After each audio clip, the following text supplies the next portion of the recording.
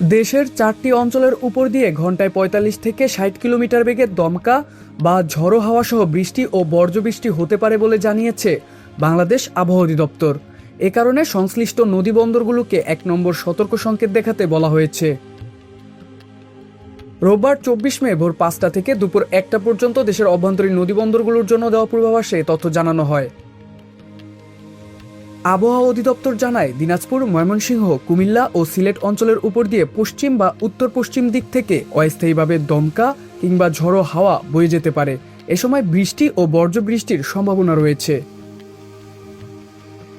সারা দেশে ২৪ ঘন্টার পূর্বাভাসে বলা হয়েছে, রংপুর, ময়মনসিংহ ও সিলেট বিভাগের কিছু কিছু জায়গা এবং ঢাকা, রাজশাহী, খুলনা, বরিশাল ও চট্টগ্রাম বিভাগের ২-১ জায়গায় হালকা থেকে মাঝারি ধরনের বৃষ্টি বা বজ্রবৃষ্টি হতে পারে। এছাড়া রংপুর, ময়মনসিংহ ও সিলেট বিভাগের কোথাও কোথাও মাঝারি থেকে ভারী বর্ষণের সম্ভাবনা রয়েছে।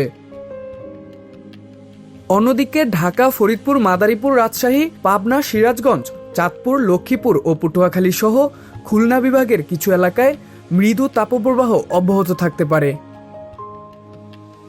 আবহাওয়া অধিদপ্তর আরও জানিয়েছে, সারা দেশে দিন ও রাতের তাপমাত্রা প্রায় অপরিবর্তিত থাকতে পারে।